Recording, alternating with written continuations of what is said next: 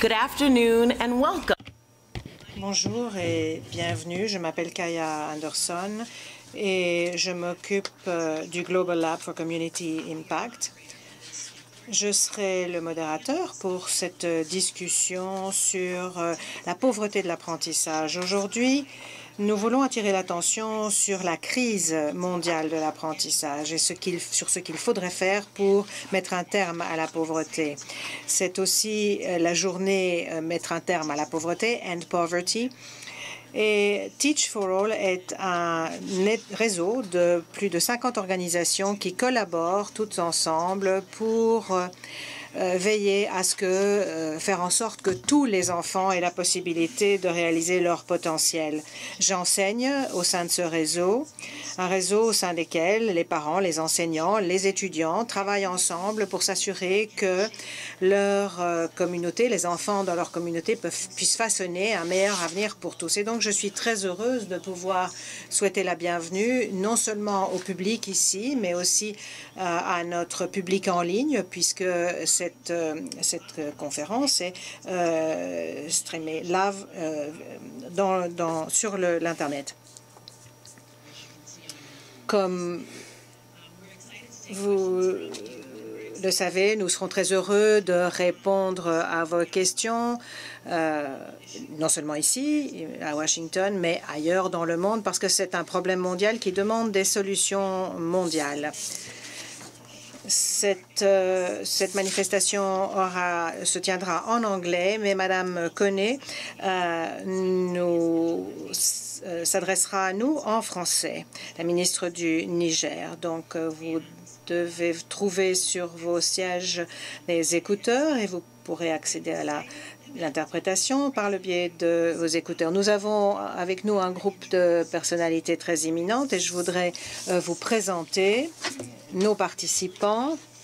Nous avons avec nous de Save the Children, Kevin Watkins, Chief Executive de Save the Children au Royaume-Uni. À côté de lui, nous avons Madame Aïchatou Boulamakane, ministre de la Planification du Niger.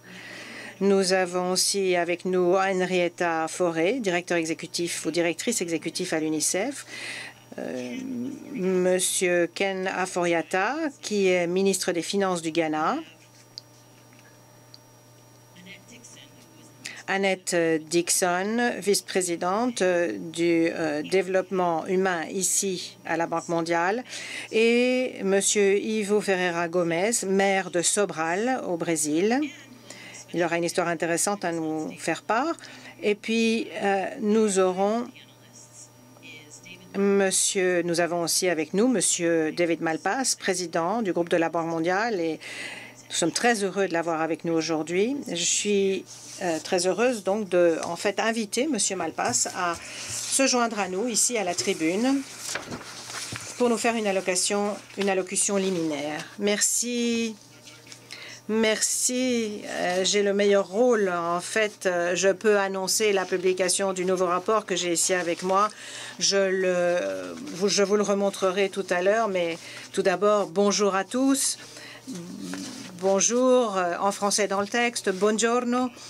Pour la plupart des enfants, fêter son 10e anniversaire, c'est une joie. C'est l'âge auquel les enfants découvrent le monde et leurs horizons sociaux s'élargissent, mais plus de la moitié des enfants de 10 ans dans les pays à faible et à moyen revenu ne savent pas lire. C'est inacceptable. L'élimination de la pauvreté de l'apprentissage, qu'on définit comme le pourcentage des enfants qui ne peuvent pas lire ou comprendre une simple histoire à l'âge de 10 ans, est une question urgente. C'est essentiel pour éliminer la pauvreté en général et pour renforcer la prospérité partagée. C'est essentiel pour aider les enfants à atteindre leur potentiel. C'est la raison pour laquelle nous fixons aujourd'hui un nouvel objectif consistant à réduire de moitié, au moins de moitié, le niveau mondial de la pauvreté de l'apprentissage. L'apprentissage est un élément essentiel du capital humain qui est un indicateur des compétences, des connaissances et de la santé des populations. Il y a un an, à Bali, à l'Assemblée annuelle, nous avons lancé l'indice du capital humain qui mesure les progrès dans ces domaines. Cet indice fait partie du projet sur le capital humain qui cherche à encourager les pays à investir davantage et mieux dans les populations. Pourquoi les pays doivent-ils investir davantage dans le capital humain? Parce que c'est crucial pour améliorer les résultats en matière de développement, atténuer la pauvreté et promouvoir la prospérité partagée. C'est essentiel pour créer une égalité des chances pour tout le monde. Nous savons qu'un facteur crucial pour aider les pays à améliorer leurs chiffres en matière de capital humain consiste à améliorer les résultats en matière d'éducation et à s'attaquer aux lacunes en matière d'accès à l'éducation et de façon plus importante à l'apprentissage. Grâce à un nouveau partenariat avec l'UNESCO, nous avons collecté l'ensemble le plus complet de données pour mesurer l'alphabétisation. Nous avons maintenant une idée beaucoup plus claire des défis en matière d'éducation, notamment en ce qui concerne l'alphabétisation. En Afrique, au sud du Sahara, le niveau de pauvreté de l'apprentissage atteint 87%. Dans les pays de l'IDA, le taux est de 81%, ce qui montre bien en quoi le capital humain est au cœur de nos engagements au sein de l'IDA. Même dans les pays ayant un revenu relativement élevé, par exemple Moyen-Orient et Afrique du Nord, la pauvreté en matière d'apprentissage est de plus de 60%. Et en Amérique latine, le chiffre dépasse est juste supérieur à 50%. Ces chiffres donnent à réfléchir. Ils montrent qu'il faut agir. Même en mettant les choses au mieux, le taux de pauvreté de l'apprentissage ne serait ramené qu'à 40% d'ici à 2030. C'est un signe inquiétant pour les objectifs d'éducation fixés dans le cadre des ODD qui visent à assurer une éducation de qualité pour tous. Notre objectif de réduction de la pauvreté de l'apprentissage est réalisable, mais il exige une coopération accrue et des ressources accrues. Nous devons agir maintenant. Notre nouveau rapport sur la pauvreté de l'apprentissage, publié aujourd'hui, montre comment nous pourrons atteindre cet objectif de trois façons importantes. D'abord, par des interventions en matière d'apprentissage pour améliorer l'efficacité des compétences de lecture, des améliorations systémiques et soutenues en matière d'éducation et une mesure ambitieuse. Alors, plusieurs pays en développement montrent que des progrès rapides sont possibles. Au Kenya, le programme de lecture du gouvernement a plus que triplé le pourcentage d'élèves de deuxième année qui lisent à un niveau approprié. Ceci a été accompli grâce à une formation par des professeurs avec la technologie, des guides pour les enseignants et la fourniture d'un livre par enfant. En Égypte, le gouvernement a modifié ses systèmes de programmes et d'évaluation de façon à ce que les étudiants puissent être évalués toute l'année avec des examens qui se centrent sur l'acquisition des compétences. Les enseignants reçoivent des possibilités de coaching et d'apprentissage par les pairs. Mais l'élément fondamental des réformes est un passage à un système qui met l'accent sur l'apprentissage et pas nécessairement sur les diplômes. Il est clair et l'Égypte accueillera l'année prochaine une conférence ministérielle régionale sur la pauvreté de l'apprentissage. Au Vietnam, il y a également un programme qui assure que les éléments de base soient couverts et que les enseignants ont les matériaux, les instruments de lecture appropriés. Les résultats en matière d'apprentissage au Vietnam pour les enfants qui représentent les 40% du bas de l'échelle de revenus sont aussi élevés ou plus élevés que dans l'OCDE. S'attaquer à cette crise exigera un nouveau niveau d'engagement et des réformes générales, notamment des réformes budgétaires pour assurer que les ressources intérieures seront utilisées aussi efficacement que possible pour améliorer l'apprentissage et améliorer la coordination entre les partenaires. La réalisation de ce nouvel objectif en matière d'apprentissage ne sera pas facile, mais nous ne pouvons pas reculer. Nous le devons aux enfants de ce monde. Nous devons aux enfants de ce monde de nous fixer des objectifs ambitieux de façon à ce qu'ils puissent le faire aussi. Je vous remercie.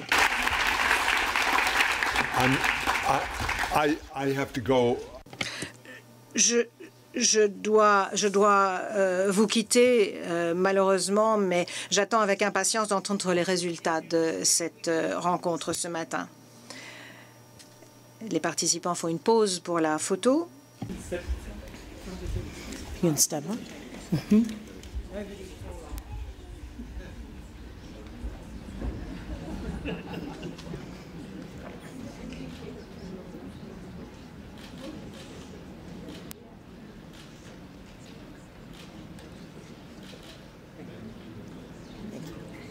Thank you.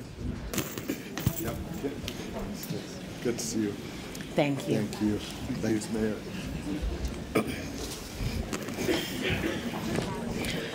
So as you already know, Comme vous le savez déjà et comme nous venons de l'entendre, nous avons fait de grands progrès lors des dernières décennies. Il y a plus d'enfants dans les écoles que par le passé, mais il y a encore des millions d'enfants qui ne savent ni lire ni écrire. Ces inégalités s'aggravent au lieu de s'amoindrir. Pour beaucoup trop de nos enfants, le monde a cet aspect-ci. Pas cela, mais le monde a l'air de quelque chose de fou, incompréhensible, impossible à comprendre. Voilà. Ce n'est pas ce que nous voudrions. Nous voudrions une belle image. Je veux donc que nous fassions une petite pause pour vous montrer un film. Et voilà, commençons par Henrietta d'UNICEF. Le président Malpass vient de parler de l'urgence dans la crise de l'apprentissage et que faire? Nous sommes des champions. Vous êtes une avocate de l'éducation. Comment nous concentrer sur la lecture pour stimuler la réalisation de l'ODD 4. Merci, chère sœur championne du capital humain. Quand on réfléchit à la lecture et ce que nous faisons aujourd'hui, c'est la partie la plus importante de notre vie. Vous tous, nous savons lire des paragraphes, des brochures. Nous savons lire, mais des millions de personnes dans le monde ne savent pas lire. Donc, si on peut leur donner un cadeau pour ce siècle, apprendre à lire serait formidable. La plupart d'entre vous savent que ceux qui termineront leurs études en 2030 sont déjà en deuxième primaire. Donc, la crise est urgente. Cette crise d'apprentissage dans le monde doit être résolue. Donc, disons tous clairement à tout le monde que c'est le problème à résoudre. À UNICEF, nous savons qu'il faut commencer à développer les enfants dès la petite enfance. Nous en avons déjà beaucoup parlé et nous croyons qu'il est possible de réaliser ce rêve pour que les enfants puissent aller au moins 1 an à la maternelle avant d'entrer à l'école primaire. Ainsi, ils sont mieux préparés à l'apprentissage et à la lecture. Deuxième objectif merveilleux serait d'apprendre à lire et à comprendre un paragraphe avant l'âge de 10 ans. Cela serait tellement important. Troisième objectif, il y a beaucoup de jeunes, d'adolescents qui vivent dans la violence, dans différentes sortes de crises qui ont causé l'abandon scolaire. Des millions d'enfants équivalents à toute la population brésilienne ont quitté l'école. Il faut donc des programmes accélérés pour travailler dans de nombreux pays. Rappelez-vous ce qui se passait quand vous étiez jeune. Si à 16 ans, vous ne saviez pas lire, eh bien, vous aviez honte. Il faut permettre aux jeunes de retourner à l'école, mais aussi d'apprendre, d'acquérir des compétences. C'est ainsi que nous allons pouvoir dépasser la pauvreté de l'apprentissage. Donc, un message pour vous tous. Nous sommes une équipe de champions du capital humain. Merci, Henrietta. Madame la ministre Foriata, j'ai été fascinée quand j'ai entendu qu'un ministre de Finances serait membres du panel. Votre défi est d'assurer les services de base pour les enfants. Croyez-vous que cela dépend surtout de l'obtention de plus de ressources ou d'utiliser les ressources existantes de façon plus efficace? Oui, merci beaucoup. Je suis enchantée de savoir que je ne suis pas invitée uniquement par le fait que je m'occupe d'argent. Notre gouvernement attribue une très grande importance à la question de l'éducation. Et quand je suis entrée au gouvernement en 2017, le président a énoncé sa vision de l'éducation secondaire et gratuite pour tous. Bien sûr, c'est une charge énorme pour notre budget, mais le président a été très clair quant à la question de la justice sociale et d'assurer l'accès pour tous. Et c'est la responsabilité de notre pays de réaliser cet objectif. Nous dépensons maintenant 28,9% du budget national à l'éducation et 6% de notre PIB.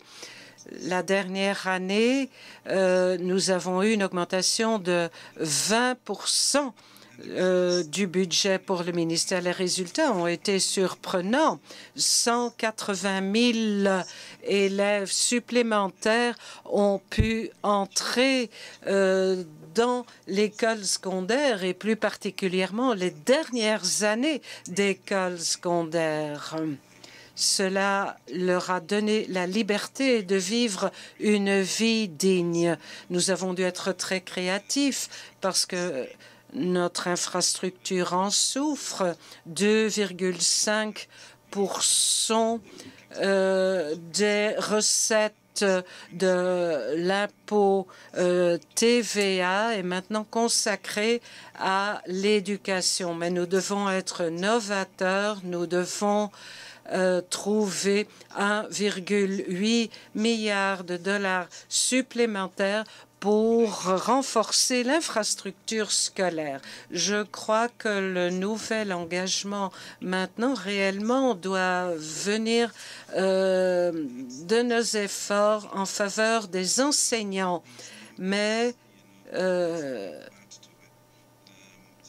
les chiffres ne sont pas suffisants. En théorie, nos élèves ont accès à environ 11 ans d'éducation, mais il faut savoir que toutes ces années doivent être efficaces parce qu'il y a beaucoup d'abandon scolaire au fur et à mesure que les enfants augmentent en âge.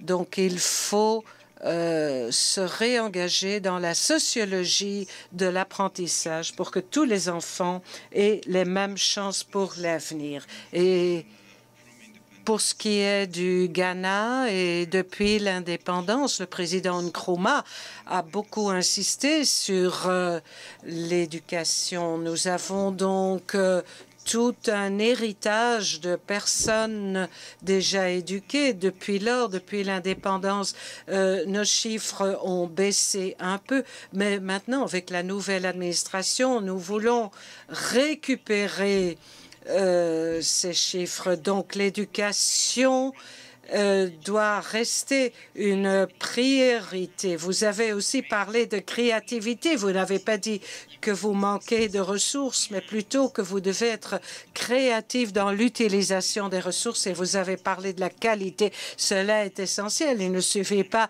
d'investir. Il faut insister vivement sur la qualité. Je crois que c'est une question de choix.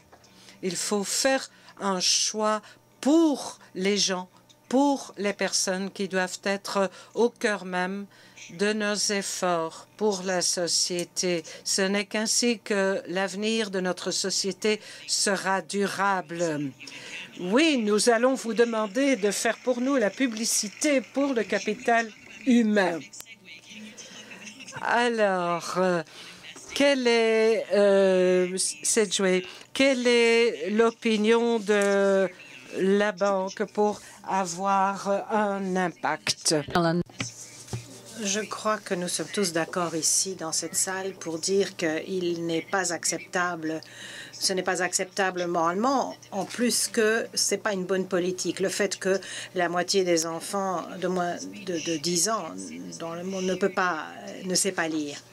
Alors, on a fait un effort considérable pour amener les enfants à l'école, mais maintenant nous devons leur apprendre à lire. Et l'apprentissage de la lecture est vraiment à la base de tout le reste. Ces dernières semaines, on m'a demandé quelquefois, mais pourquoi vous concentrez-vous sur la lecture? Parce qu'il y a d'autres choses qui sont importantes également. Mais si un enfant ne sait pas lire, il ne va pas non plus apprendre le calcul, ni les sciences, ni avoir d'éducation civique, et ne pourra pas participer à la société. Donc la lecture est en fait à la base de tous les autres apprentissages qui sont importants pour le capital humain. Alors, comme en tant que ministre des Finances, le premier problème de Ken est qu'il ne sait même pas combien d'enfants de 10 ans au Ghana savent lire. Donc ça, c'est son premier problème. Le premier problème est d'obtenir les données et de savoir où on en est. Un très grand nombre de pays ont fait de réels efforts et alloué des ressources considérables. Lui nous montre bien l'exemple, c'est un bon exemple d'un ministre des Finances qui fait ce qu'il faut. 6% du PIB, c'est énorme, mais nous devons faire plus et nous assurer que nous obtenons les résultats voulus pour cet argent que nous investissons. Et alors, si les choses s'améliorent dans ce domaine, les choses s'amélioreraient dans beaucoup d'autres domaines de l'éducation. Si l'on se centralise sur l'alphabétisation, l'impact sera beaucoup plus large. Donc, je pense que c'est un choix économique très sain que de mettre l'accent sur l'alphabétisation en tant que première étape, pour que les écoles puissent par la suite réellement bien fonctionner. Kevin, je voudrais vous inviter dans la conversation les hommes politiques, les femmes politiques, les décideurs. On nous dit... Qu'est-ce que ça nous dit, en fait, que si peu d'enfants de 10 ans savent lire et comment traduire ça dans les priorités? Alors, trois, en fait, petites questions, je dirais. Je vais essayer d'y répondre, mais d'abord, je voulais remercier la Banque mondiale d'avoir organisé ces discussions, parce que vraiment, on met là le doigt sur quelque chose qui est fondamental pour les objectifs de développement durable. Parce que si nous échouons dans ce domaine, nous allons échouer dans tous les autres domaines, en ce qui concerne les objectifs de pauvreté, de survie des enfants. Donc, il est très important de bien faire les choses ici. Alors, ici, vous avez une passion extraordinaire pour l'éducation. Et moi, dans mon travail, je rencontre beaucoup d'enfants dont on parle ici, les enfants qui vivent dans les bidonvilles, dont les parents sont pauvres. Et j'étais en fait au nord Kivu, République démocratique du Congo, et j'ai rencontré un petit garçon de 12 ans qui vend du charbon sur le bord de la route le matin pour pouvoir financer sa participation à l'école l'après-midi. Et ça, c'est un microcosme en fait de l'ambition, de l'énergie, de l'innovation des parents et des enfants dont nous parlons ici, de ce qu'ils apportent à ce défi en matière d'éducation. Et ici, dans cette salle, nous venons tous de pays différents, nous avons tous des situations différentes, mais ce que nous avons en commun, tous en commun ici, c'est l'éducation. Alors, essayez d'imaginer, réfléchissez à ce que serait votre vie si on vous avait privé de votre droit d'apprendre à lire à 8 ans ou à 10 ans. À quoi ressemblerait votre vie aujourd'hui? Vous n'auriez pas eu vraiment votre enfance, vous n'auriez pas pu à l'école secondaire, etc. Donc nous devons essayer de bien comprendre ce qui est en jeu ici. Alors, autre question? Qu'est-ce que ça veut nous dire? Qu'est-ce que ça nous dit?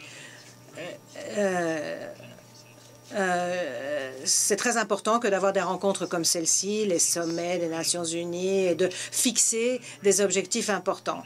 C'est très bien, mais non, mais pas si c'est pour ne pas atteindre l'objectif et revenir au point de départ quelques années après. Donc nous avons tous responsabilité de rompre ce cercle vicieux.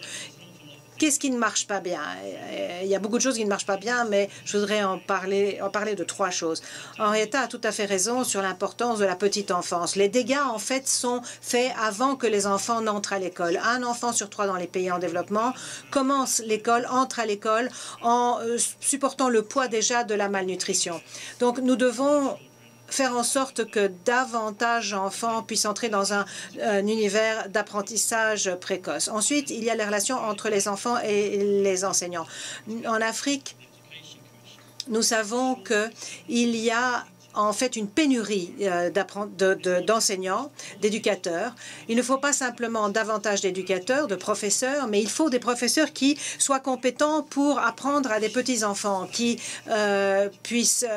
sachent comment apprendre aux enfants par le jeu, par d'autres activités. 3e chose, l'inégalité et l'iniquité. Quand vous regardez la situation de ce pays-ci, de grands segments de la population sont laissés sur la touche. Donc, il faut qu'il y ait des dépenses publiques plus équitables pour combler ces déficits. Mais encore une fois, si l'on ne le fait pas, dans 3 ans, nous aurons exactement la même discussion qu'aujourd'hui. Donc, que pouvons-nous faire? Pour moi, l'une des choses que j'ai apprises à Save the Children, c'est qu'il est important d'écouter les enfants. La plupart des enfants à qui je parle, dans les écoles primaires, dans les écoles secondaires, ont une très bonne idée de ce qui doit être fait. Ils savent qu'ils ont besoin de professeurs, ils ont besoin de femmes professeurs parce qu'elles sont généralement des modèles à suivre et elles ont besoin de joie dans l'apprentissage parce que l'apprentissage, ça peut être une joie, mais ça peut être aussi très difficile. Il ne faut pas traiter les enfants comme des vaisseaux vides dans lesquels on injecte des connaissances. Il faut aborder cela différemment. Il faut aborder différemment le recrutement des professeurs et leur formation. Et tout cela est extrêmement important. Minister Khan. Madame la ministre Kane, enchantée de vous avoir parmi nous. Vous êtes la ministre du Plan au Niger. Quand vous pensez à votre responsabilité de planification et le financement qui a déjà une priorité pour l'éducation au Niger, néanmoins, vous devez surmonter d'énormes défis.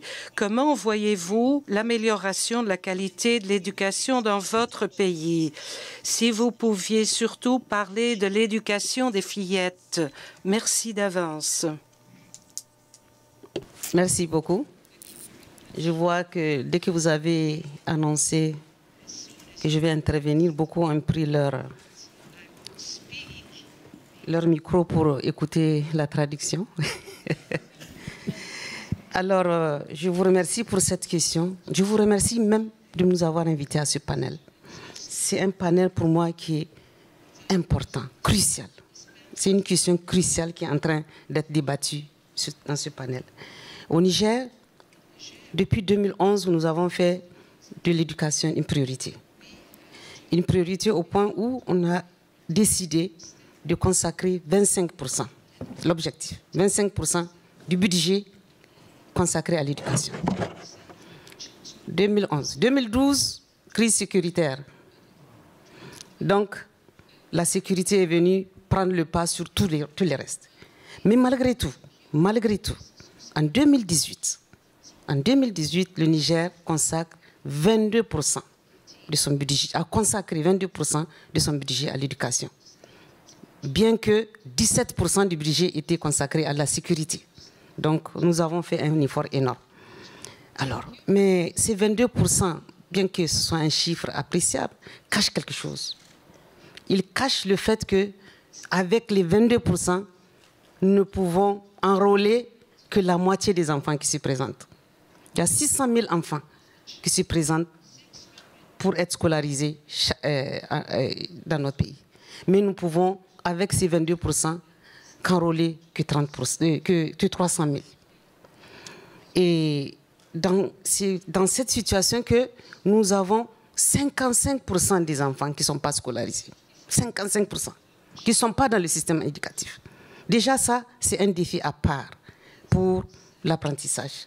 Mais à l'intérieur de ceux qui sont scolarisés aussi, nous avons des problèmes. Nous avons des problèmes en termes de...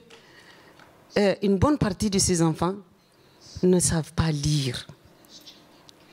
Je vous donne les chiffres. 24% des enfants arrivés à la 4e année du scolaire, après 4 ans, 24% ne savent pas lire. Nous avançons, quand ils arrivent à la 6e année, ils sont 8,5%. Donc cela veut dire que nous avons un problème de système éducatif vulnérable, tant du point de vue de l'accès, que du point de vue de la qualité, que du point de vue de l'efficience. Je vous parlerai de la scolarisation de la jeune fille, qui est la dernière partie de votre question. Alors, pour ce qui concerne la qualité, nous avons pris à bras le corps ce problème pour trouver une solution. La solution, pour nous, pour répéter ce qui est dit en tout cas par le président Malpass, c'est pour avoir de bons enfants éduqués, il faut de bons enseignants. Donc, nous allons mettre l'accent sur la qualité de l'enseignant, qualité de l'encadrement d'une manière générale. Et il faudrait également prendre des dispositions pour voir comment déjà améliorer la qualité de l'enseignement à travers le numérique. Comme je n'ai pas beaucoup de temps, je vais vous parler de la scolarisation de la jeune fille. Nous avons fait beaucoup d'efforts, mais nous avons un déficit dans ce domaine que nous essayons de combler par une mesure vigoureuse que nous avons prise en 2017, une réforme qui fait de la scolarisation de la jeune fille une priorité, mais surtout la scolarisation et la rétention. Parce que, je ne vous l'ai pas dit, j'étais sur le point de le dire, peut-être à la prochaine question, vous allez voir qu'il y a beaucoup de déperditions, au primaire comme au secondaire. Et c'est là que tout se passe. C'est là que se dessine la vie de nous tous. Si nous ratons les 10 premières années, notre avenir en dépend. Et je reviendrai là-dessus au deuxième tour des questions. Merci. Thank you. So what I hear is, it's not just, even when...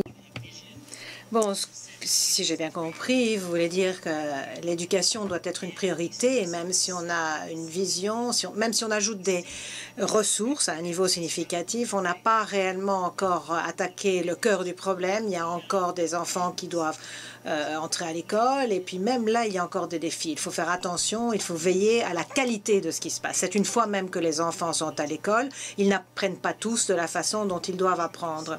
Et je suis très heureux de pouvoir vous présenter quelqu'un qui va vous présenter un autre point de vue, Monsieur Gomez, maire de Sobral au Brésil. Il était secrétaire à l'éducation avant de devenir maire. Et en fait, Sobral, sa municipalité, est passée de la 1366e position dans le classement des municipalités au Brésil au numéro 1. Donc vraiment, nous pouvons le féliciter. Alors, qu'avez-vous fait pour cela? Et dites-nous comment nous pouvons faire la même chose. Qu'est-ce qu'il faut faire pour cela? Et vous nous dites tout ça en 5 minutes. Merci beaucoup. Merci de cette invitation que vous m'avez faite. Félicitations à la Banque mondiale pour s'attaquer à ce problème. Enfin, nous avons une voix puissante sur ce problème de l'apprentissage de la lecture. La lecture, c'est pas quelque chose avec quoi on est né. On n'est pas né en sachant lire. Donc, c'est quelque chose qu'il faut apprendre. Et il faut, pour apprendre, une technique. Et il faut y travailler.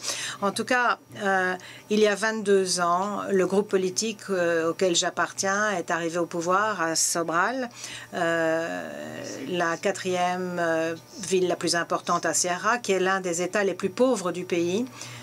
dans une région très sèche au nord-est du Brésil. Et lorsque ce groupe politique est arrivé au pouvoir, eh bien, nous étions déterminés à faire en sorte que chaque enfant, que tous les enfants puissent aller à l'école. À l'époque, il y avait 30% d'enfants qui n'étaient pas scolarisés. Donc, au cours des premières années, nous pensions que nous faisions exactement ce qui était nécessaire pour fournir, enfin, tout ce qui était nécessaire pour fournir à tout le monde une bonne éducation. À la fin de la 4e année, nous avons engagé un groupe d'enseignants et nous leur avons demandé d'évaluer les compétences des enfants en matière de lecture.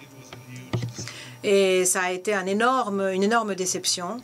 Parce que nous pensions que nous obtenions de bons résultats et puis nous nous sommes rendus compte que nous avions finalement dépensé beaucoup d'argent et d'efforts, que nous avions soutenu ces enfants, mais que ça n'avait pas suffi. Alors, nous avons approfondi l'évaluation et nous avons évalué la façon dont les enfants et les adolescents à l'école. Enfin, nous avons constaté qu'en fait, en 9e année, 50% des enfants, la moitié des enfants ne savaient toujours pas lire. Alors, nous ne sommes pas, bien sûr, des enseignants nous-mêmes, nous sommes des politiciens, et donc nous nous sommes regardés les uns les autres et nous nous sommes demandé, mais comment est-il possible que quelqu'un est en 9e année à l'école et ne peut toujours pas lire? Et quelqu'un nous a répondu, mais quelqu'un a dit ici ce matin, vous savez, si les enfants ne savent pas lire, ils ne peuvent rien apprendre d'autre. Tout passe par la lecture. Et donc, nous avons à ce moment-là décidé de séparer les enfants. Les enfants donc, de la 1re année à la 9e année, nous avons décidé de les répartir, de les séparer. Les enfants qui savaient lire déjà, les enfants qui ne savaient pas lire, pour nous assurer que les enfants qui savaient déjà lire pouvaient avancer et que ceux qui ne savaient pas lire encore pouvaient être donc séparés de l'autre groupe et apprendre à lire. Et nous nous sommes rendus compte qu'en fait, s'ils ne savaient pas lire, si ces enfants-là ne savaient pas lire, c'est parce que les enseignants qui travaillaient avec eux ne savaient pas leur enseigner à lire. Et nous nous sommes rendus compte que c'était finalement le rôle le plus important que devait jouer l'école. Les enseignants, en fait, ne pouvaient pas donner ce qu'ils n'avaient pas eux-mêmes. Donc, nous avons lancé un programme massif d'enseignement de l'enseignant, ou d'apprentissage de l'enseignant, pour apprendre aux enseignants à apprendre à lire. Et ça a été un des changements importants auxquels nous avons dû procéder, mais ça a été un point de départ important parce que les politiciens se sont mis à apprécier tous ces postes dans les écoles et nous nous sommes bien rendus compte que ce que nous pouvions faire de mieux pour ces écoles, pour le système, c'était finalement de protéger les écoles des politiciens. Et il n'y a que des politiciens eux-mêmes qui peuvent faire cela, protéger les écoles des autres politiciens. Donc, les directeurs, les autres responsables des écoles ont été à partir de là sélectionnés sur la base du mérite. Je vois que j'ai plus que 30 secondes, il va falloir que je me dépêche, mais enfin,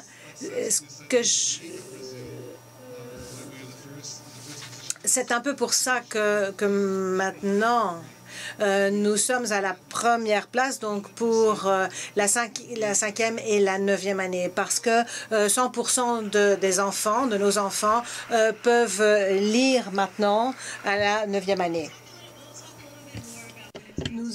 People are itching to really know, but I want to take a little.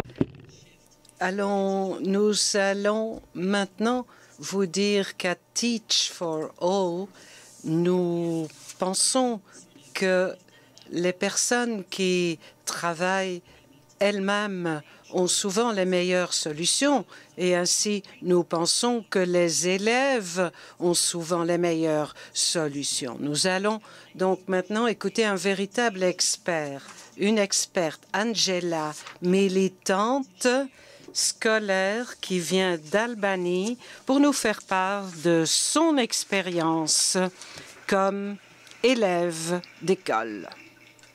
Angela. Bonjour tout le monde, je suis Angela, j'ai 16 ans, du nord-est de l'Albanie, une des régions les plus pauvres où la pauvreté et le chômage dominent. Dans mon pays, les enfants constituent 35% de la population, mais 20% des enfants vivent dans la pauvreté absolue. C'est un phénomène qui est en train d'augmenter, ce qui touche les enfants quant à leur réussite scolaire. 3% des enfants sont tout à fait exclus de la scolarité. Une autre barrière à l'éducation, c'est la violence contre les enfants à l'école. Les enfants sont touchés par une violence qui est répandue dans toute la société. 58% des enfants qui ont répondu à un questionnaire ont été frappés pendant l'année. Les cours de récréation, les bus scolaires ne sont plus des lieux sûrs. Donc, les enfants ne se sentent pas sûrs, même à l'intérieur de la salle de classe. Un tiers des enfants ont fait l'objet de harcèlement par leurs camarades et presque 40% des enfants disent qu'ils ne savent pas à qui s'adresser quand ils ont été traités de façon injuste ou violente. Une autre entrave encore est qu'on les empêche souvent de participer au processus de prise de décision. Leurs opinions ne sont pas prises en ligne de compte. Et pour dépasser tous ces obstacles, je travaille avec mes pairs pour donner plus de pouvoir aux enfants à l'intérieur des écoles, leurs familles et leurs communautés. Donc, nous voulons sensibiliser à l'importance de la création d'écoles sûres où les enfants se sentent à l'aise pour s'exprimer. Nous faisons aussi la promotion de la participation des enfants aux prises de décision et aussi pour promouvoir la sécurité, une éducation de qualité, la participation des enfants et des soins de santé pour ceux-ci. Nous participons aussi aux réunions municipales pour défendre les droits des enfants et nous avons aussi lancé la première plateforme par et pour les enfants où ceux-ci peuvent s'exprimer sur les problèmes qui les concernent au niveau national. Nous avons participé à des rapports sur les droits des enfants et nous collaborons avec l'Agence nationale de l'enfant pour stimuler la participation des enfants. Et nous avons finalement un commissaire à la promotion des droits de l'enfant.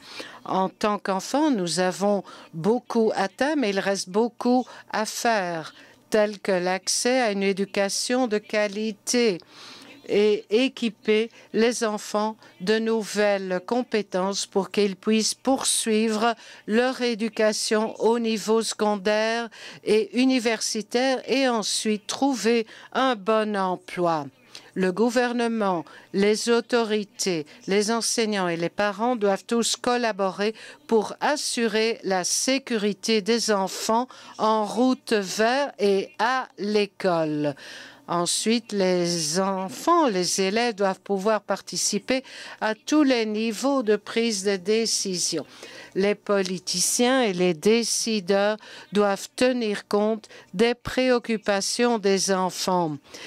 Je viens de vous parler des problèmes qui nous intéressent et ce que nous voulons, c'est que vous, les dirigeants, écoutent notre voix et donnent la priorité aux jeunes, aux enfants qui sont l'avenir. Si on nous éduque, nous pouvons apporter le changement et améliorer le monde. Merci. Yes. At Teach for All, we often talk about à Teach for All, nous parlons souvent de la façon dont on peut préparer les enfants à un meilleur avenir. Et on pense aux enfants à l'époque où ils seront eux-mêmes leaders. Mais il semble que les enfants sont prêts à être des leaders dès maintenant. Cette jeune fille vous a montré comment, quand les enfants lisent, ils peuvent être des leaders. Elle vous a parlé des différentes manières de s'attaquer aux problèmes, le type d'intervention qui peuvent être menées. Il faut... Nous pourrions voir beaucoup d'autres enfants comme ça. Bon, mais nous avons maintenant une vidéo à vous présenter, un petit film. Reading and understanding is the foundation upon which all learning is built. Children need to be proficient in reading while they're in primary school to develop numeracy, build the fundamentals of basic science, or learn key socio-emotional skills such as communications or teamwork. In most high-income countries, almost all children learn to read by the 4th grade. In low and middle-income countries, however, more than half of children cannot read and understand a short story by the time they are finishing primary school. This situation Cette situation est inacceptable à la fois moralement et économiquement. L'élimination de la pauvreté de l'apprentissage, la part des enfants qui ne peuvent pas lire et comprendre un texte à l'âge de 10 ans, est un objectif de développement crucial auquel il faut s'attaquer de la même façon que nous aspirons à éliminer la faim, le retard de l'apprentissage et la pauvreté extrême. Nous avons besoin d'une révolution en matière d'apprentissage. À côté de ces objectifs, la Banque mondiale a fixé des objectifs ambitieux mais réalisables pour assurer que d'ici à 2030, la part des enfants qui ne peuvent pas lire à l'âge de 10 ans est réduite de moitié. Nous avons pour ambition de travailler avec les pays et d'autres partenaires du développement pour que ce chiffre soit finalement ramené à 0. Ça fait partie de la stratégie plus large de la Banque mondiale pour améliorer l'éducation. D'abord, les enfants doivent être préparés et motivés pour apprendre. Les enseignants à tous les niveaux doivent être efficaces et appréciés. Et en troisième lieu, les salles de classe doivent être bien équipées pour l'apprentissage avec une bonne utilisation de la technologie. En quatrième lieu, les écoles doivent être sûres et inclusives. En cinquième lieu, les systèmes d'éducation doivent être bien gérés. Tous les enfants, partout, doivent avoir accès à une éducation de qualité pour laquelle l'alphabétisation doit être le fondement. Le Vietnam, le Kenya, le Brésil sont parmi les pays qui ont fait des efforts ciblés et qui sont parvenus à des progrès considérables en matière d'alphabétisation. Ils montrent qu'une révolution de l'apprentissage est possible.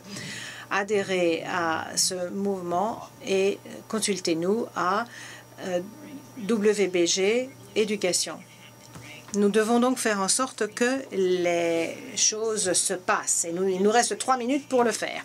Alors, Madame Canet, de façon à atteindre ces 5 grands objectifs dont nous avons parlé, nous avons besoin d'objectifs au niveau national, d'un plan national. Vous nous avez parlé des ambitions, de l'ambition avec laquelle le Niger a fixé des objectifs. Alors, quel type de défis rencontrez-vous en matière de mise en œuvre de ces objectifs? Et de quel type d'aide avez-vous besoin de la part des autres ministères, justement, pour parvenir à ces objectifs dans notre plan national? Merci. Donc, effectivement, nous avons des objectifs, nous avons des cibles précises, que ce soit en matière de scolarisation, que ce soit en matière d'éducation de la jeune fille, que ce soit en matière d'alphabétisation. Ces cibles sont bien, je dirais, imprimées dans notre stratégie de développement qui est notre plan de développement économique et social. Et effectivement, si vous regardez la question de l'alphabétisation, parce qu'il y a aussi l'autre aspect de l'éducation, c'est l'alphabétisation. 70% des Nigériens sont analphabètes. C'est-à-dire que vous avez un taux d'alphabétisation de 29 et quelques %. Donc ça veut dire qu'il y a 70% qui sont analphabètes. Et ils sont particulièrement en milieu rural. Vous pouvez imaginer en milieu rural aujourd'hui avec, si on considère qu'au Niger, nous avons 50% de la population qui a moins de 15 ans, vous pouvez imaginer que les 70% d'analphabètes sont particulièrement des jeunes, mais aussi des femmes. Mais pour cela, nous avons, donc, comme je dis, nous avons une stratégie de développement qui met l'accent sur l'éducation. et l'alphabétisation. Et en matière d'alphabétisation, nous voulons doubler le nombre d'alphabétisés d'ici 2021. C'est une cible ambitieuse, mais nous voulons le faire. Et nous pourrons le faire parce qu'on a un plan d'accélération de l'alphabétisation et avec une politique d'alphabétisation. Alors, ce que nous faisons, c'est nous faisons en sorte que cette question de l'alphabétisation soit prise en charge à travers tous les programmes sectoriels. Si nous sommes dans un programme de l'agriculture, il y aura de l'alphabétisation. Si un problème de santé, éducation, tous les secteurs de développement ont pris en charge ce besoin d'alphabétisation. Et nous avons l'accompagnement des partenaires justement dans ce sens. Tous les projets que nous initions avec la Banque mondiale prennent en compte cette donnée. Nous avons même un projet spécifique qu'on appelle emploi des jeunes en milieu rural qui prend en charge cette donne. Et pour revenir à la question de la qualité, nous avons fait un point, je dirais, très très important avec tous nos partenaires, et particulièrement la Banque mondiale, où nous sommes en train d'initier un programme très important qui va véritablement changer la donne pour améliorer la qualité, comme je le disais tout à l'heure. C'est un programme que nous appelons LIRE en anglais, en français. LIRE, ça veut dire lire. mais le cycle du projet, c'est en anglais, learning quelque chose. Donc, c'est pour dire que cette préoccupation est importante et je voudrais vraiment saluer les efforts du maire du Brésil, parce qu'il est allé dans le sens que nous voulons aller, parce qu'il s'est dit qu'il faut des enseignants de qualité pour adresser cette question. Et c'est ce que nous comptons faire dans le programme LIRE, faire en sorte que les écoles qui enseignent les enseignants soient dotées elles-mêmes de bons enseignants pour enseigner les enseignants, pour que les enseignants puissent enseigner les enfants. Et donc, je m'arrête là, puisque il y a une régulatrice du temps qui est là, qui nous indique que le temps est terminé. Merci. That's right. All of the research shows us that. Toutes les études nous montrent bien que la qualité de l'enseignant est le facteur le plus important pour justement promouvoir les résultats des enfants. Alors, Ivo, dites-nous justement comment vous avez fait pour vous centrer avant tout sur les enseignants. Oui, les enseignants sont au cœur du système. Sans enseignants heureux, des enseignants aimants, des enseignants heureux, encore une fois, à défaut de tels enseignants, nous ne pouvons pas avoir une éducation de qualité. Et donc, il faut faire tout ce qui est possible pour mettre en place un environnement propice à cela. Le pays, parfois, est le pays du non-sens. Non, je ne veux pas dire de mal de mon pays, mais si vous êtes un enseignant au Brésil aujourd'hui, vous devez bien sûr aller à l'université pour apprendre à devenir enseignant. Et la plupart des cours qui sont dispensés préparent les enseignants à l'école primaire, à l'école élémentaire. Et la fonction principale d'un enseignant à cet âge des enfants est de leur apprendre à lire et à calculer. C'est ce que nous attendons des enfants, qu'ils sachent lire et calculer.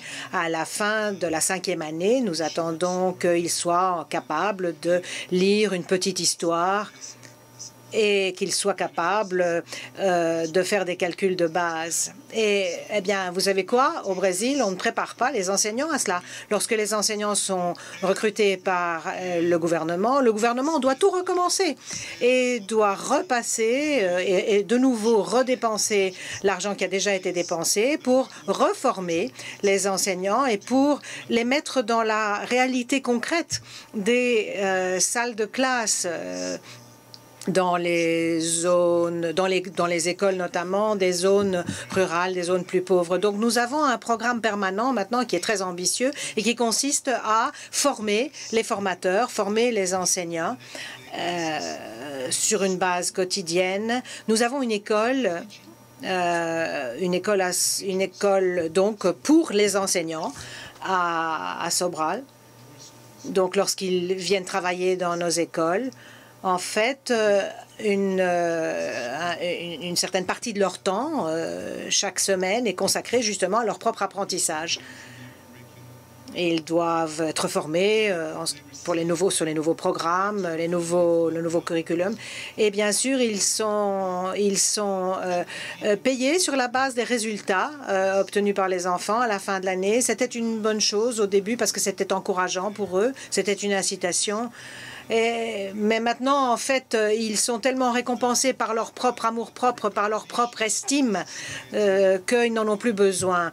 Ils ont toute l'estime du gouvernement, des enfants, des populations, et c'est beaucoup plus important pour eux que ce qu'ils pourraient toucher en plus pour les résultats qu'ils ont obtenus.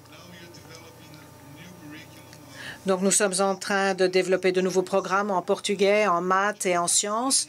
Et à nouveau, les enseignants sont invités à participer à l'élaboration du programme avec leurs collègues. Et on se rend bien compte quand on va les voir et quand ils organisent des rencontres, des fêtes. Oh, ils s'habillent, ils sont très fiers, ils se pomponnent pour participer à ces fêtes. Ils sont très fiers de ce qu'ils ont fait.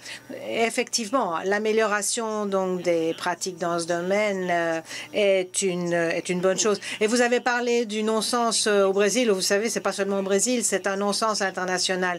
La prochaine fois que nous nous réunirons pour parler de ces questions, nous devrons en fait inviter des universités à participer à cette discussion, parce que ça ne sert à rien en fait effectivement de former des gens à l'université et puis de devoir tout recommencer une fois qu'ils sont sur le terrain.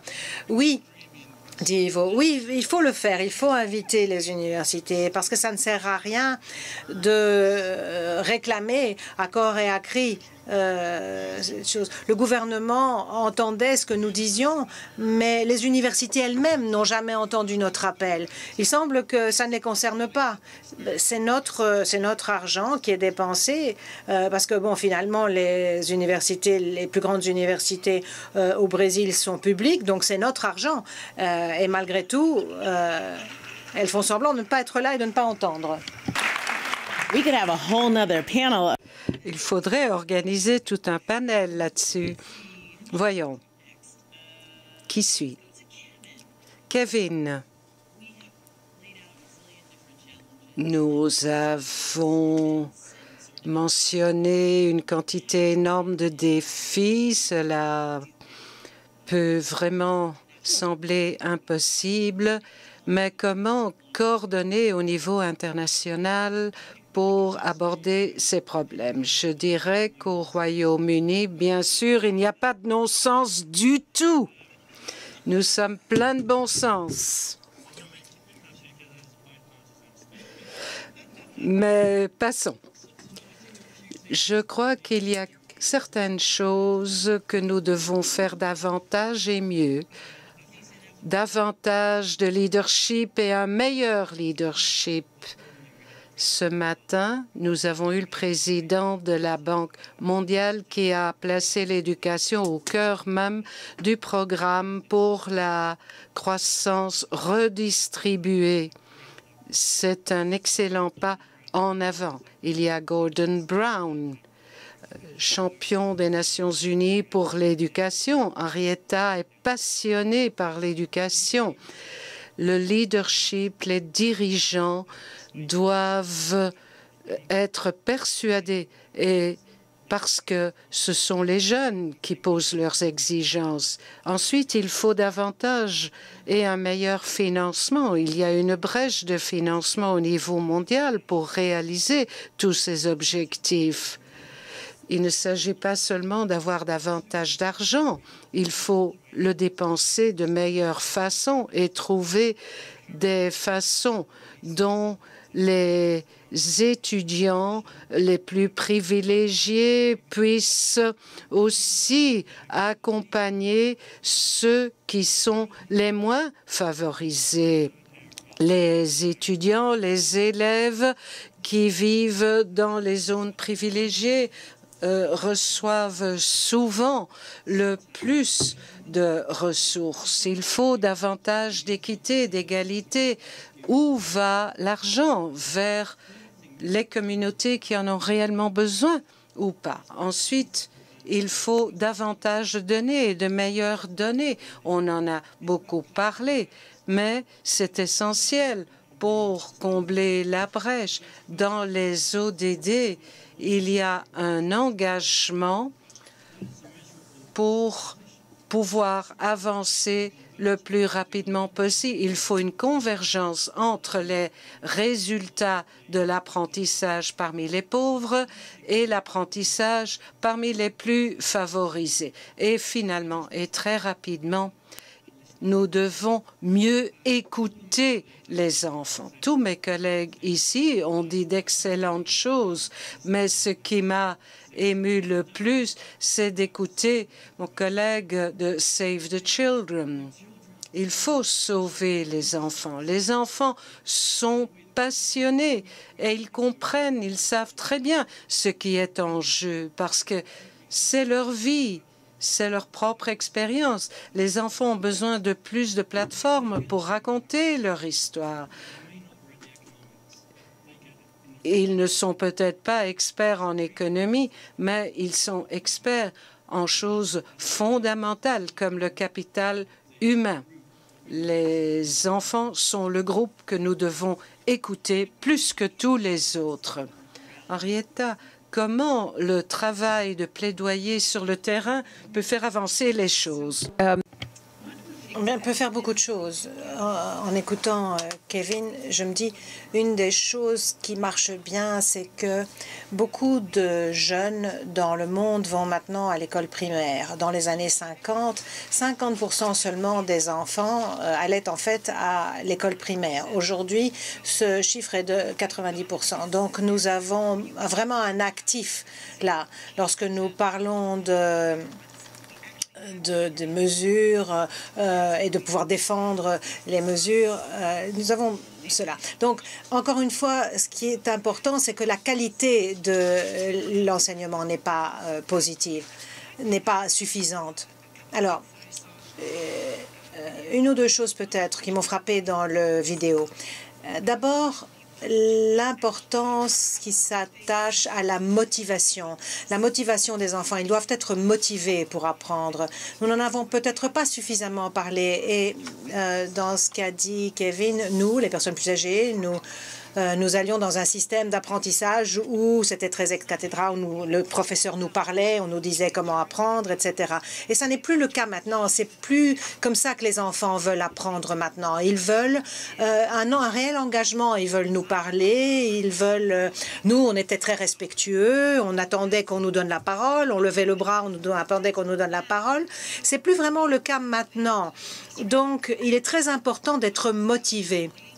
Et les commentaires qu'on a faits sur le harcèlement pour les enfants qui sont à l'école primaire, si vous avez été harcelé, si vous êtes malheureux en classe, eh bien, vous n'allez pas faire attention à ce que le professeur vous dit ou à ce que ce paragraphe que vous avez sous les yeux veut dire. Donc, il y a beaucoup d'aspects à tout cela, mais je crois que l'aspect de motivation, l'aspect de ce que nous pouvons faire pour aider à cela, tout cela va être très important. En écoutant Annette et Kevin, je les entends parler aussi de l'éducation qui est vraiment un fondement. C'est aussi une échelle qui vous permet de grimper pour sortir de la pauvreté. Et si vous entendez ce que fait la Banque mondiale aujourd'hui, c'est une échelle sur laquelle nous devrions grimper tous ensemble. Oui, l'éducation, c'est l'échelle qui vous permet de grimper pour sortir de la pauvreté. Alors, il y aura bien sûr, pour améliorer la qualité de l'éducation, il y aura des dépenses accrues qui seront nécessaires. Alors que peut-on faire pour continuer d'améliorer les investissements dans l'éducation? Oui, merci. À nouveau, comme toujours, plus d'argent, n'est-ce pas?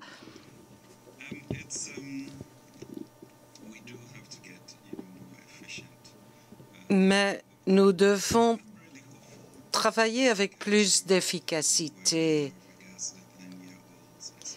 Mais réfléchissons aux enfants qui ont 10 ans.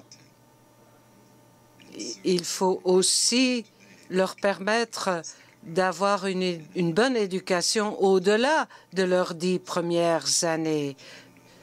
Je ne me permets pas d'être pessimiste. Notre ambition devrait être de permettre à tous les enfants d'être comme nous tous ici aujourd'hui. Mais revenons-en au financement. J'espère bien sûr que le fonds de reconstitution de l'IDA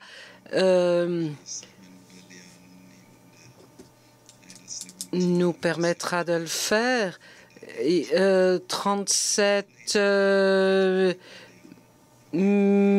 milliards. Bon, je crois que maintenant nous en sommes presque à 100 milliards pour l'année 2019 de fonds de l'IDA. Mais il y a d'autres choses que nous pouvons faire en Afrique. Par exemple, il y a les prix pour les crédits carbone. On aimerait l'augmenter à 75 $ la tonne de carbone. Et plus récemment, en octobre, l'OCDE a relancé la restructuration des taxes pour les compagnies multinationales. Tout cela nous ramène aux pressions fiscales qui pourraient renforcer les ressources dont disposent les pays en développement. Il y a d'autres initiatives encore, par exemple la lutte contre les courants financiers illicites. Il faut une plateforme mondiale, un leadership mondial, et Gordon Brown l'a évoqué. Tout cela devrait nous permettre de créer une coalition pour stimuler ce programme. Donc, il faut de l'efficacité, bien sûr, mais en plus de tout cela, pour des pays comme le Ghana, nous avons une communauté, une diaspora, une communauté émigrée, très active, très dynamique, qui peut être mobilisée en faveur de l'éducation. Ce serait une façon supplémentaire d'appuyer. Mais je le répète, je suis optimiste. Je crois que nous pourrons réaliser ces objectifs au Ghana. Nous avons un ministre de l'Éducation extrêmement dynamique qui facilite, bien sûr, et rend moins douloureux la signature des chèques. Annette, nous parlons toujours d'objectifs très ambitieux, mais comment allons-nous pouvoir opérer un véritable changement? Ces objectifs sont-ils réalisables pour que nous passions vraiment de la parole à l'action? Je pense que nous tous ici, nous sommes tous optimistes et je pense que nous pensons que nous allons pouvoir le faire parce que nous voyons les résultats que nous obtenons déjà. Avec nos partenaires de financement. Il y a beaucoup de partenaires qui aident les pays les plus pauvres dans le monde. Et nous voyons des résultats. Il y a davantage d'enseignants qui sont formés, davantage d'écoles, davantage de manuels scolaires. Donc tout ça est positif. Mais les choses doivent aller plus vite et nous devons vraiment redoubler d'efforts en ce qui concerne, encore une fois, l'apprentissage. Bien sûr, il est nécessaire, le premier pas est de faire en sorte que les enfants aillent à l'école, mais il faut maintenant insister sur l'apprentissage. Et nous devons faire davantage. Les pays les plus pauvres du monde ont une croissance démographique très importante. Et donc, dans certains cas, on fait un petit peu marche arrière parce que nous n'allons pas suffisamment vite pour fournir des endroits où assez d'enfants peuvent apprendre. Un grand nombre de ces pays sont fragiles. Et nous voulons pouvoir laisser les enfants, faire en sorte que les enfants restent à l'école, même en situation difficile, lorsqu'il y a déplacement de population, conflits, etc. Mais je crois que nous devons aussi un réel engagement politique. Et vous l'avez fait au District of Columbia, Monsieur Gomez, vous l'avez fait aussi, et tous ceux qui sont représentés ici dans ce panel l'ont fait aussi. Il ne suffit pas de faire en sorte que les enfants soient bien nourris et qu'ils aillent à l'école. Certains de ces enfants doivent marcher pendant une heure à 1h30 pour aller à l'école. Et il faut beaucoup pour motiver un enfant à faire cela s'il a faim et s'il est mal nourri. La deuxième chose concerne les enseignants. Il faut les enseignants qui aient les compétences pédagogiques pour enseigner aux enfants. Il faut qu'ils aient la motivation pour venir à l'école. Et il faut donc faire ce qu'il faut dans ce domaine. Troisième domaine, les outils. Pour la lecture, l'outil de base, c'est un livre, un manuel qui est bien adapté aux tranches d'âge et qui est bien adapté à l'apprentissage de la lecture. C'est essentiel. Il y a deux autres choses dont Angela a parlé. D'abord, les écoles doivent être sûres et inclusives. Les enfants n'apprennent pas, ne viennent pas à l'école s'ils ont peur d'être battus, s'ils ont peur d'être harcelés, d'être exploités par leurs professeurs qui demandent des faveurs sexuelles en échange de bonnes notes, si les toilettes ne sont pas propres. Et ce qui est important, c'est que chaque enfant doit être entouré, quelles que soient ses capacités d'apprentissage. Et enfin, il faut voir aussi la façon dont les écoles sont gérées. Et là, bien sûr, ça commence par le directeur des écoles, le principal enseignant, parce que les écoles qui obtiennent les meilleurs résultats accueillent les parents et les communautés dans leur processus et les font participer à ces processus. Si un enfant apprend à lire, ça doit commencer à la maison. Il faut savoir quels sont les dialogues que les parents ont avec les enfants.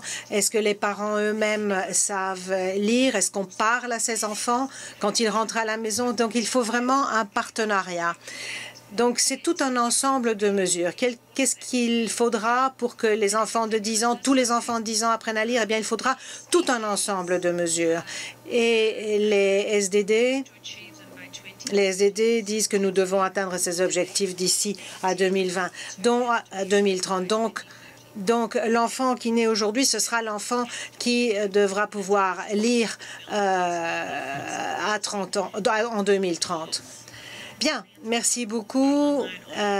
Nous allons, dans quelques instants, nous allons voir un petit vidéo, encore une fois, et puis prendre vos questions.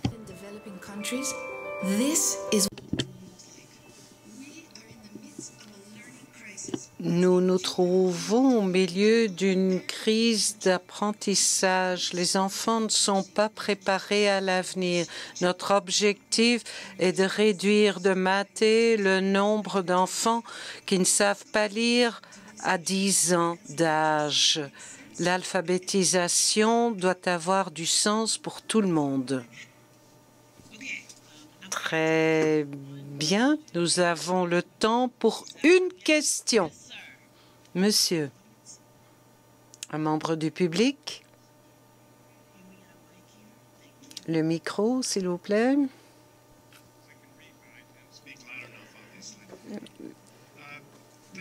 Merci à toutes et à tous de vos observations. Je remercie la Banque d'accorder son attention à cette question essentielle de la lecture. J'ai une question pour les membres du panel. Pourquoi la lecture se concentre avant tout sur la productivité des travailleurs ou la productivité au travail au lieu de développer les compétences plus larges de l'être humain? L'éducation ne vise pas uniquement la préparation au monde du travail, à l'emploi. Les objectifs de l'éducation sont beaucoup plus larges. Qui veut répondre à cette question? Je crois qu'il y a un consensus universel dans le sens que l'éducation est une valeur en soi. Elle est fondamentale pour notre capacité à participer pleinement à la société, à toute la vie. Et l'éducation ne se limite pas à une intention purement économique, mais nous savons que pour le développement des pays, l'éducation est cruciale. Ce n'est que récemment que nous avons pu mesurer et quantifier cet aspect crucial. Les économistes ont trop longtemps mesuré la richesse en termes limités de capital strictement économique ou financier. Récemment, nous sommes tournés vers la personne humaine pour calculer la richesse. La richesse se trouve dans la tête des enfants. Vous devez faire un choix de politique, investir davantage en infrastructure ou en éducation. Dans l'éducation, les résultats sont souvent moins concrets, moins tangibles ou plus sur le long terme. Mais c'est un choix qu'il faut faire parce que les pays sortent de la pauvreté quand leurs enfants sont éduqués en bonne santé et ce sont ces résultats-là qui poussent vers l'avant le processus de développement. Nous devons terminer rapidement une petite table ronde. Tous les membres du panel, quel est le message que vous voulez transmettre finalement au public? Mais un message très spécifique, très concret, quelque chose qui inspire à l'action. Et si vous pouvez l'envoyer par tweet, encore mieux. Donc, une seule phrase pour nous inspirer. Il y a 22 ans, je croyais que les enfants, indépendamment de leur milieu social, pouvaient apprendre à lire avant 6 ans et maintenant, j'en suis sûre.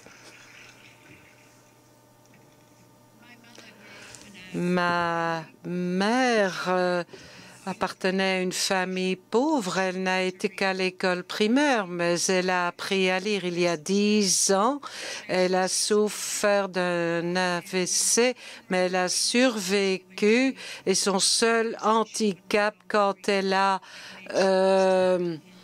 récupéré sa santé est qu'elle ne pouvait plus lire, elle ne savait plus lire un journal, donc elle a perdu toute son indépendance. Elle ne pouvait plus vivre seule parce qu'elle ne savait plus lire. Oh là là, je ne parviens pas à trouver un message tellement court. Je dirais des enseignants heureux. Apprendre à lire rend autonome les fillettes et les garçons aussi.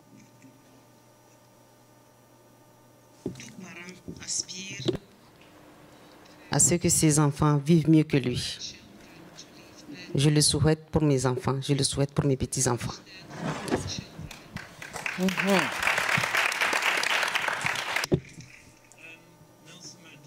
Nelson Mandela a dit « L'éducation est la meilleure arme que nous avons pour changer le monde. Donc, travaillons ensemble pour placer cette arme dans les mains d'enfants comme Angela pour changer le monde. »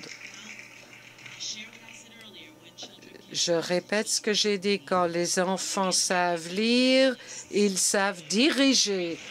Nous remercions tous les membres du panel de cette excellente conversation que nous venons d'avoir aujourd'hui.